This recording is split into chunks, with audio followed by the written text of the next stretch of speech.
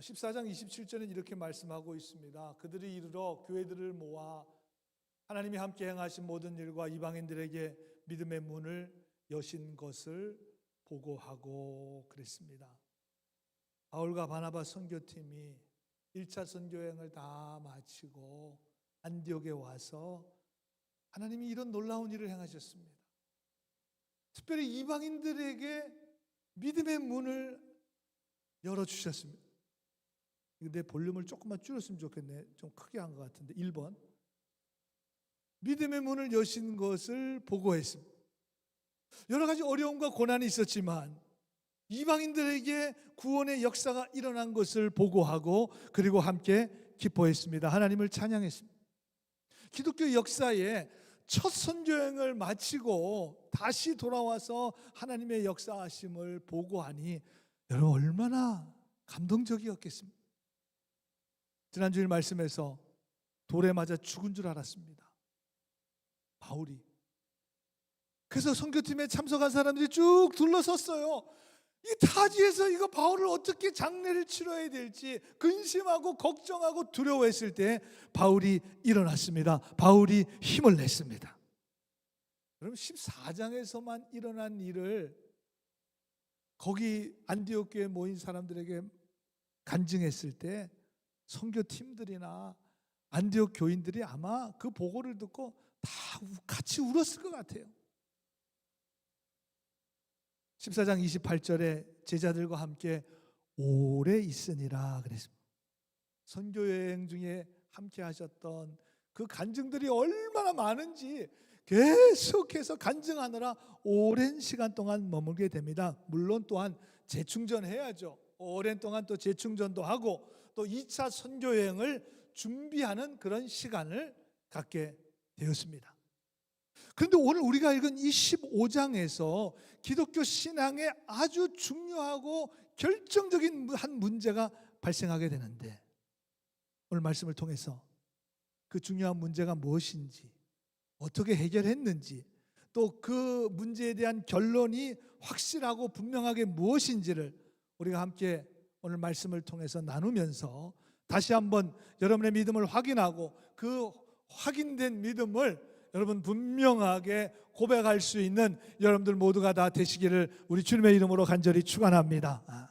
우리 옆 사람하고 이렇게 인사했으면 좋겠어요. 오직 주 예수의 은혜로 구원을 받습니다. 오직 주 예수의 은혜로 구원을 받습니다. 오직 주 예수의 은혜로 구원받습니다. 여러분 너무나 분명하고 확실한 믿음입니다. 오직 주 예수의 십자가의 은혜로 구원을 받습니다. 여러분 그렇게 믿으시기 바랍니다. 그렇다면 이 믿음의 고백이 어떻게 나오게 되었는가? 이게 굉장히 중요하잖아요. 굉장히 중요하잖아요. 오늘 본문에 그게 나와요. 오늘 1절에 보니까 어떤 사람들이 유대로부터 내려와 유대 그리스도인들이겠죠. 안디옥까지 내려와서 가르치되 너희가 모세의 법대로 할례를 받지 아니하면 능히 구원을 받지 못하리라. 여러분 예루살렘 교회 유대에서부터 온 유대 그리스도인들이 안디옥에 와서 예수 믿고 구원받고 성령 충만받고 은혜 받는 것도 좋지만 거기에 한 가지 더 할례를 받아야 한다는 것입니다. 할례를 받지 않으면 구원을 못 받는다는 것입니다. 예수를 믿는 믿음에다가 십자가의 믿음에다가 할례와 율법을 지켜야 온전히 구원을 얻게 된다는 것입니다. 이 유대로부터 내려온 이 그리스도인들 바울과 바나바가 1차 선교여행 때 정말 목숨을 걸고 선포한 예수 그리스도의 십자가와 부활과는 뭔가 결이 달라요. 이거 아니 십자가와 부활도 믿겠죠 물론. 그런데 이 사람들은 모세의 법을 지켜야 된다. 비슷한 것 같지만 결이 달라요. 조금 다른 게 아니라 완전히 달라요. 여러분 지금이야 우리가 지금 기독교 2000년 역사 아닙니까? 우리의 신앙 고백이 무엇인지 우리 믿음의 고백이 무엇인지 아주 분명하고 확실해졌습니다.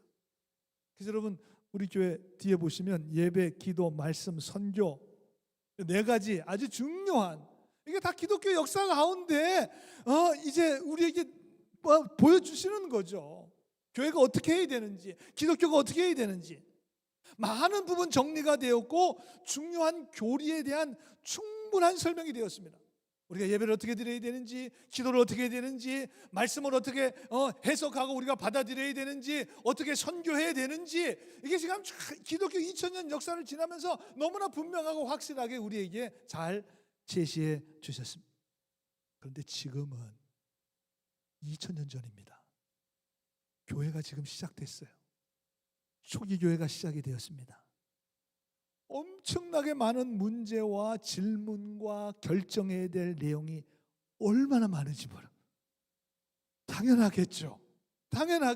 아직 뭐가 중요한 교리가 정확하게 세워지지 않아. 지금 예수 그리스도의 십자가 부활 가장 중요한 거죠. 그 복음을 통해서 지금 교회가 생겨지고 있는데 여러 가지 이야기가 나오는 중입니다. 그래서 오늘 2절에 보니까 바울 및 바나바와 그들 사이에 예루살렘으로부터 유대 그리스도인 사이에 적지 아니한 다툼과 변론이 일어났다 그랬습니다. 영어 성경에 보니까 sharp dispute and debate. 날카로운, 여러분 sharp하다는 게 아주 날카롭다는 거 아니겠습니까? 날카로운 논쟁과 말다툼이 일어났다는 거예요. 왜? 너무 달라요. 너무 날카로워요.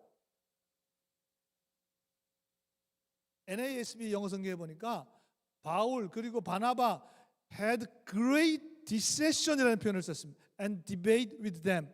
저 dissension이라고 하는 말이 의견 충돌이 일어난 겁니다. 불일치가 일어난 겁니다. 싸우게 된 거예요. 소위 말하면 그것도 great하게 대단히 싸우게 된 거예요. 대단한 의견 충돌이 일어났습니다. 우리가 서로 의견이 좀 다르면 뭐 좀 양보해 줄 수 있잖아요. 내가 양보하든지 네가 양보하든지 양보해서 우리가 이렇게 맞춰 나가는데 지금 바나바와 바울 안디옥에 선 사람들이 이 문제에 조금도 양보가 없어요. 조금도 양보가 없어요. 해결이 안 돼요. 여러분 서로 다른 의견을 가진 사람이 하루 종일 얘기했어요. 해결이 되겠습니까? 안 돼요. 일주일 내내 얘기했어요. 안 돼요. 그래서 예루살렘 교회를 방문해. 거기가 초기 첫 교회니까 거기 사도들도 있으니까 그래서 예루살렘으로 갔습니다. 갔더니 5절에 보니까 바리새파 중 어떤 믿는 사람들이 일어나 말합니다.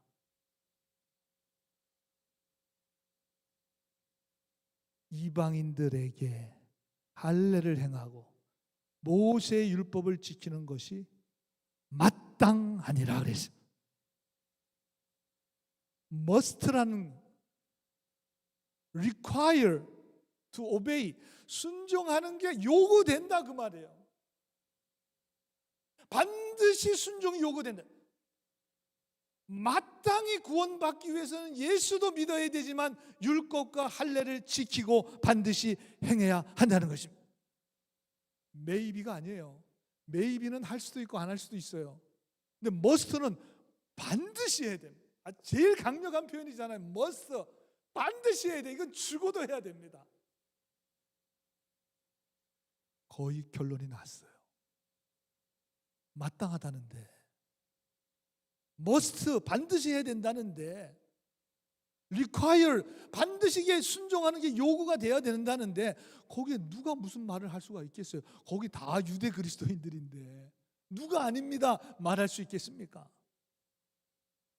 말할 수 있는 분위기가 아니에요. 5절로 끝. 조용해졌습니다. 근데 감사하게도 오늘 6절에 보니까 사도와 장로들이 이 일을 의논하러 모였습니다.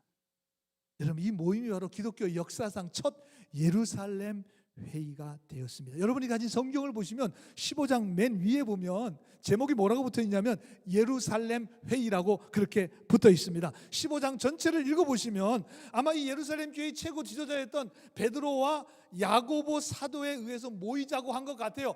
분위기는 지금 마땅히 율법과 할례를 행해야 된다는 쪽으로 가고 있지만 베드로 사도와 야고보 사도가 그래도 이 문제 한 번 더 우리가 깊이 생각해 봐야 되지 않겠습니까? 이 문제 우리가 더 논의해 봐야 되지 않겠습니까? 그래서 다시 모인 것 같아요. 그리고 7절에 보니까 많은 변론이 있었어요. 많은 변론이. 영어 성경에 보니까 much discourse, 이런 much라는 말은 매우 많다는 거죠. 대단히 많다는 것입니다. 그때 우리가 much라는 표현을 써요. much discussion, much debate. 메시지 성경은 argument라고 말을 쓰는, 이건 다툼이라는 거 아니겠습니까? 뭐 멱살 잡고야 싸웠겠습니까? 많은 말다툼 했겠죠. 말다툼. 그 정도로 많은 변론이 있었습니다. 많은 갈등이 있었습니다. 이 문제를 안디옥에서부터 가지고 온 바울과 바나바가 정말 포기하지 않고 이 문제를 계속, 아마 바울과 바나바가 포기했더라면 그냥 그러면 그렇게 따르겠습니다. 네, 알겠습니다. 복음은 예수 그리스도의 십자가와 부활 그리고 플러스 할례와 율법, 저희도 그렇게 알고 가겠습니다. 아마 포기했을 것 같아요. 포기하지 않았어요. 계속 오랜 논쟁으로 그리고 드디어 결론이 났습니다. 결론이 났어요. 오늘 우리가 같이 읽은 마지막 본문 11절 말씀에 우리 다 같이 한번 읽어볼까요? 시작. 그러나 우리는 그들이 우리와 동일하게, 이방인들이죠, 주 예수의 은혜로 뭘 받는 줄? 구원받는 줄을 믿노라. 할렐루야. 여러분, 구원은 오직 예수 그리스도만입니다. 구원은 오직 예수 그리스도의 십자가의 은혜로만입니다. 예수 그리스도의 십자가의 은혜로만 우리가 구원받고 영생을 얻게 되고 하나님의 거룩한 백성이 되고 천국 백성이 될 줄로 분명히 믿습니다. 설교 끝. 아멘. 제가 더 이상 얘기해 봐야 오늘 저 얘기하려고 그러는데 이미 결론을 베드로가 내줬기 때문에 더 얘기해 봐야 뭐 잔소리죠. 더 얘기하면 진짜 설교죠, 설교. 빨리 축도하고 갈까요?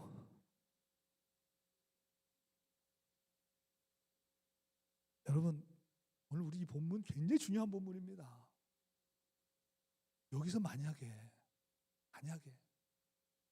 할례와 율법을 구원받는 필수 조건으로 포함이 되었다면, 그럴 분위기였잖아요. 우리가 쭉 읽어봤지만 그럴 분위기였습니다. 사실은. 그럼 우리들 율법 철저히 지켜야 됩니다. 오늘 뭐 아무거나 못 먹습니다, 여러분. 여러분, 유대인들 얼마나 철저히 지킵니까? 안식일에 엘리베이터 버튼 누르는 것도 못해요. 그 정도로 철저히. 먹을 거 먹지 말아야 될 거, 구약에 나오는 모든 제사 방식 다 따라야 됩니다. 이렇게 예배 드리는 거 상상할 수 없습니다. 상상할 수 없어요. 아마 오늘 15장에 율법과 할례를 구원의 조건으로 했다면 바나바와 바울이 제일 낙심했겠죠. 왜? 이 사람들이 선교여행 한 사람들이거든요. 아마 선교여행이 중단됐을 것 같아요. 복음이 세상으로 퍼져나가는데 굉장히 큰 어려움이 되지 않았을까. 여러분, 그렇기 때문에 15장은 우리 기독교 역사에 있어서, 오늘 우리가 예배드리는 데 있어서도 너무 중요한 결정을 해 주셨습니다. 할렐루야. 우리 박수를 한번 해주세요. 좋은 결정해 줬는데 우리가 박수 한번 쳐드려야죠. 이분들 지난주에도 박수 쳤는데 오늘도. 여러분, 성경 읽다가 박수 치면 박수 치세요. 성경 읽다가 은혜 받으면 박수 쳐야죠. 이런 귀한 결정을 해주신 예루살렘 교회 너무나 감사드리고, 여러분 천국에서 보시면 꼭 식사 한번 대접해 드리세요. 이분들 아마 그때 명단이 있을 것 같아요. 첫 회의니까 그 명단 이름이 쫙 있을 것 같아요. 올바르게 결정한 것입니다. 잘한 결정입니다. 여러분, 우리가 성경을 잘 알아야죠. 할례는 원래 언약 공동체임을, 하나님이 택한 백성임을 상징하는 그 상징으로 사용되었습니다. 하나님께서 아브라함을 선택하셨습니다. 창세기 보면 하나님께 아브라함을 선택하시고 너는 너의 본토 친척 아버지 집을 떠나 내가 내게 지시할 땅으로 가라 말씀하실 때 순종해서 갔습니다. 그때 할례를 말씀하시지 않으셨어요. 그리고 하나님의 명령을 따라 갔습니다. 그리고 그 택하심의 은혜가 먼저 있었고, 그리고 창세기 16장에 가서 그 약속의 상징으로 너는 이제 하나님께서 선택한 민족이다, 그 증거로 남자들에게 할례를 행하게 했습니다. 그게 원래 성경이에요. 근데 시간이 지나면서 할례의 근본 정신을 다 잊어버리고 할례가 구원의 조건이 된 거예요. 할례를 해야 구원을 받는다는 거예요. 여러분, 율법도 마찬가지입니다. 하나님의 은혜로 출애굽했잖아요. 제가 작년에 출애굽기 말씀드렸잖아요. 율법을 잘 지켜서 출애굽한 게 아닙니다. 율법을 잘 지켜서 애굽에 내린 10가지 재앙이 이스라엘을 피해간 것이 아닙니다. 그때는 율법 자체가 없었어요. 아무것도 없었어요. 그냥 애굽에 430년 동안 그냥 종살이하고 있었습니다. 애굽의 문화에 젖어 있었습니다. 애굽 우상 숭배하고 있었습니다. 그냥 거기서 먹고 살았습니다.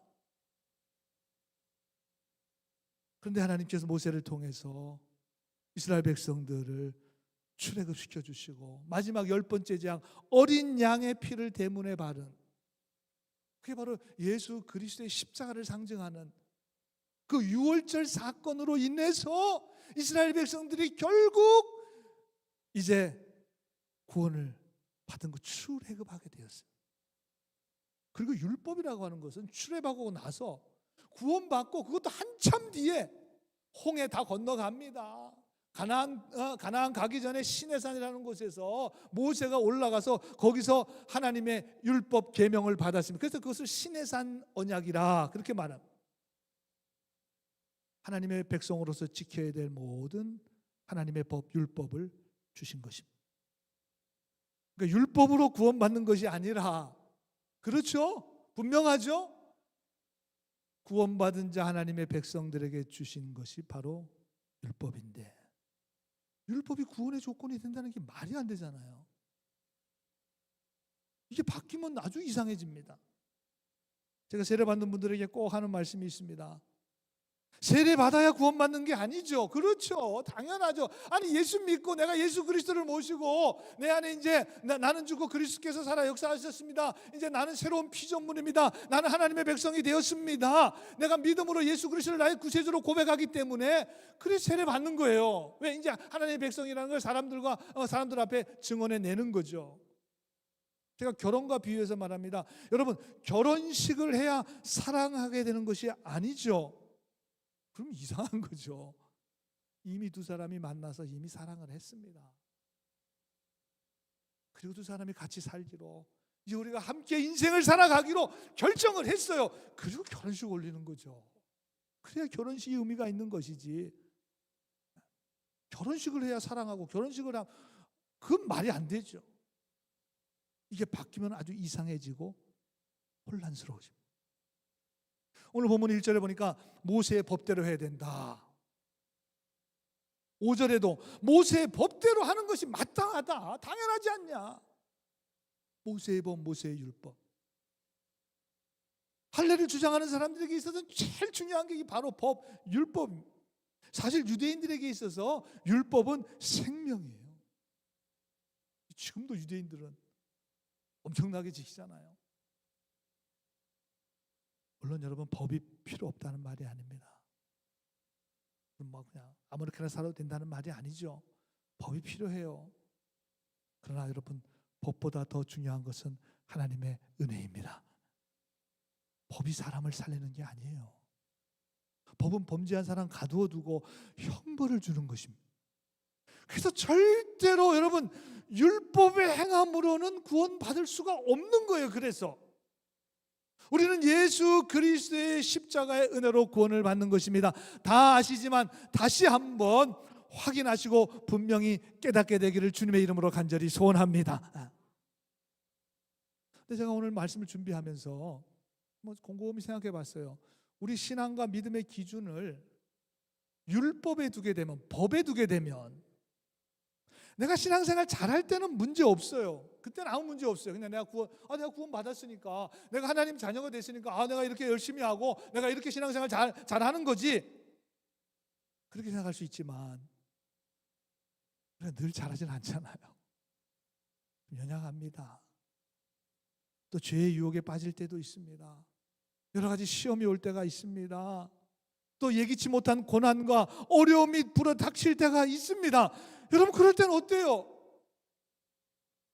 만약에 우리의 구원의 기준을 법에 두게 되면 이거 왜 이러지? 내가 이거 제대로 구원받은 거 맞나?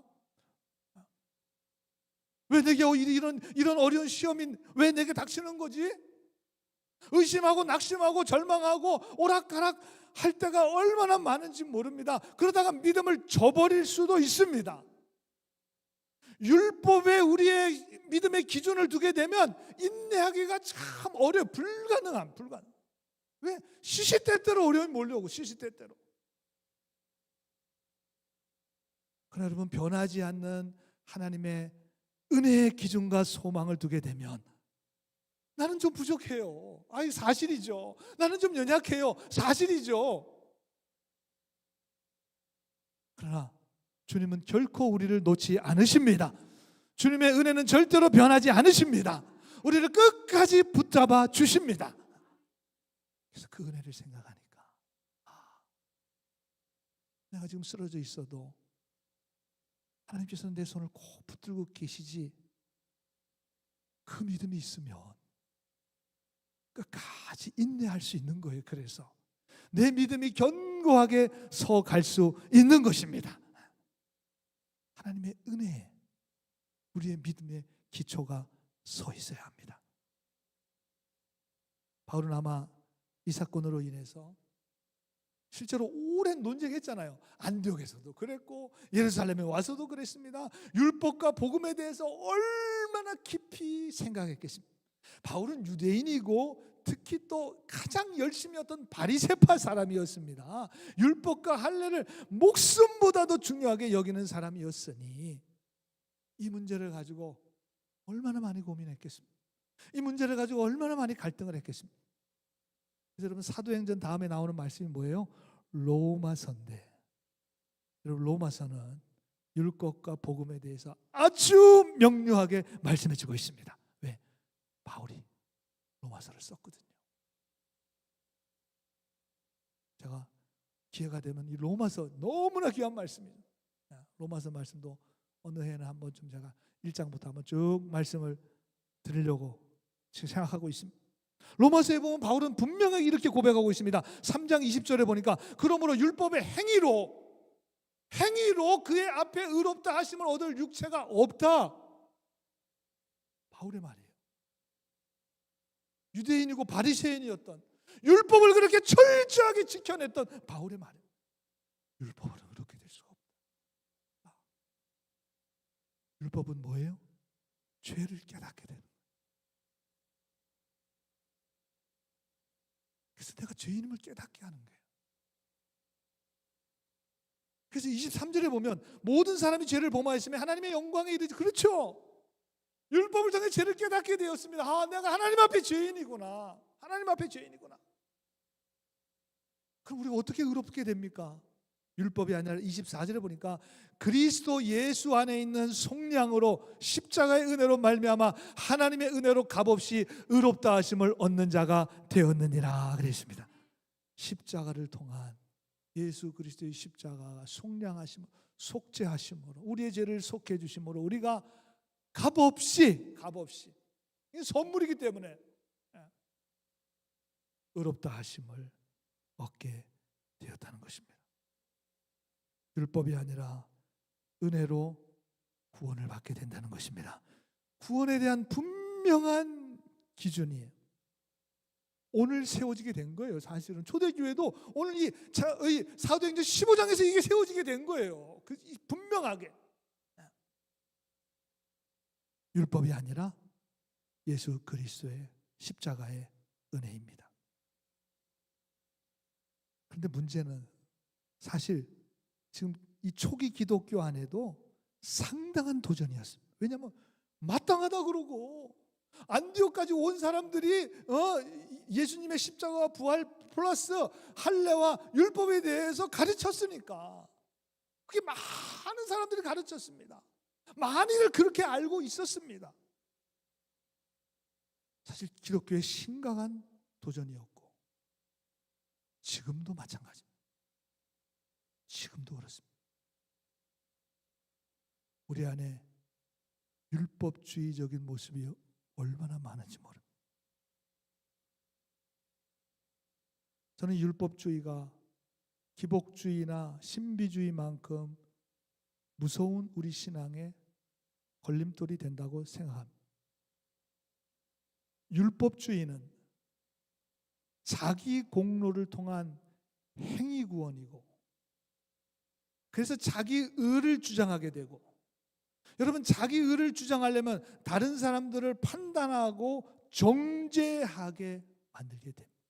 이 율법주의가 가는 코스예요. 여기서 크게 벗어나지 않습니다. 율법주의 행위신앙이라는 스티븐 크로스비 목사님이 저 책을 쓰셨는데 저도 저거 한번 쭉 봤어요. 근데 원래 제목은 Silent Killers of Faith, 믿음의 소리 없는 킬러예요. 믿음을 죽이는, 아주 소리 없이 죽이는 아주 무서운 것입니다. 그리스도인들의 마음에 들어와서 소리 없이 들어와서 믿음을 파괴시키는 독소가 바로 이 율법주의 행위신앙이라는 것입니다. 그래서 여러분 교회에서 신앙생활 연륜이 많아지고 여러분 열심히 하면 할수록 더 겸손해지셔야 합니다. 내가 이만큼 신앙생활을 했는데, 내가 이만큼 연륜을 가지고 있는데, 내가 이만큼 많이 알고 있는데, 내가 이만큼 교회 헌금 많이 하는데, 내가 이만큼 교회 봉사 많이 하는데, 내가 이만큼 교회 기도 많이 하는데, 내가 이만큼 교회에 많은 공로를 세웠는데,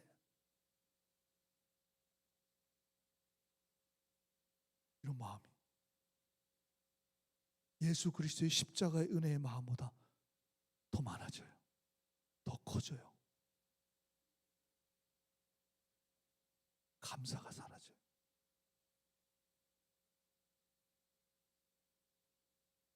이 그 길을 가는 거예요. 점점 그 길을 가는 거예요. 베드로가 말합니다. 10절에 그런즉 너희가 어찌하여 하나님을 시험하여, 10절 말씀 보여주세요. 어찌 하나님을 시험한. 여러분 방금 전까지만 해도 율법과 할례를 행해야 되는 게 마땅하다고 거기에 모인, 예루살렘에 모인 많은 유대 그리스도인들이 거기에 동참했습니다. 그 사람들을 향해서 베드로가 말합니다. 너희가 어찌하여 율법과 할례를 주장함으로 하나님을 시험하느냐. 하나님을 시험한다는 거예요. 여러분 율법주의는 결국 자기의 공로를 앞세우게 되고 자기의 의를 주장하게 되고 다른 사람들을 정죄하고 판단하게 되고 결국 하나님을 시험하는 게 무서운 거죠. 그러니까 진짜 무서운 거죠. 하나님이 하시는 일을 방해하는 것입니다. 하나님이 시험하는 건 죄 아니에요. 이거는 명백한 죄입니다. 명백한 죄. 그러니까 율법주의 행위신앙은 반드시 죄로 가끔, 그 길이 그 길이에요. 그 길로밖에 갈 수가 없어요. 그래서 사도 베드로가 주저하지 않고 분명하게 11절 말씀, 분명한 구원에 대한 선언을 합니다. 우리는 그들이 이방인들이죠. 우리와 유대인입니다. 동일하게 조금도 차별이 없이 주 예수의 은혜로 구원받는 줄을 믿노라. 저 선언을 저 놀라운 선언을 해주셨어요. 그래서 우리가 다 예수 그리스도의 십자가의 은혜로 구원을 받았습니다. 여러분 뭘 잘해서 구원 받으신 분 계세요? 혹시? 나 열심히 해서 구원 받으신 분 계세요? 없어요. 이제는 없어요. 왜? 다 아니까. 다 아니까. 1세기 때는 이게 헷갈렸다니까요. 아니 율법과 할례가 더 사람들이 더 많았다니까요. 그렇게 생각하는 사람 지금 우리 없잖아요. 얼마나 감사해요. 얼마나 감사해요. 근데 NIV 영어 성경에 보니까 우리는 그러나라고 그렇게 번역했는데 영어 성경에 보니까 no 율법은 no 분명하게 선언하고 있어요. NIV 영어 성경은 너무나 정확하고 확실하고 분명하게 no 아니다.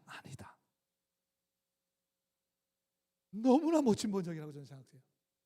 저는 한국말 번역에도 저 no를 집어넣었으면 좋겠어요. 그러나 빼고 거기다 no를 넣었으면 좋겠어요. no 들어갈 게 없어요. 더 이상 말할 필요가 없어요. no. 우리의 구원은 오직 예수 그리스도의 십자가의 은혜로만 구원을 받습니다.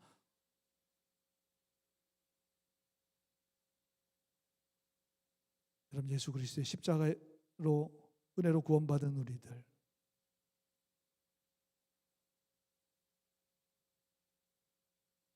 그 은혜에 감사하시고 다른 거 없습니다. 우리는 그 십자가 붙들고 살아가는 거예요. 그 십자가 바라보며 살아가는 것입니다. 그 십자가 의지하며 살아가는 것입니다. 왜? 그것이 우리에게 구원을, 영원한 생명을, 영원한 축복을, 영원한 하나님의 나라를, 저 천국의 시민권을 보장해 줄 수 있는 것은 우리의 행함과 노력과 의가 아니라 바로 예수 그리스도의 십자가의 의이기 때문에 그렇습니다. 우리들 모두가 다 이 십자가의 의를 힘입고 믿음으로 승리하는 귀한 삶을 살아가실 수 있는 여러분들 모두가 다 되시기를 우리 주님의 이름으로 간절히 축원합니다.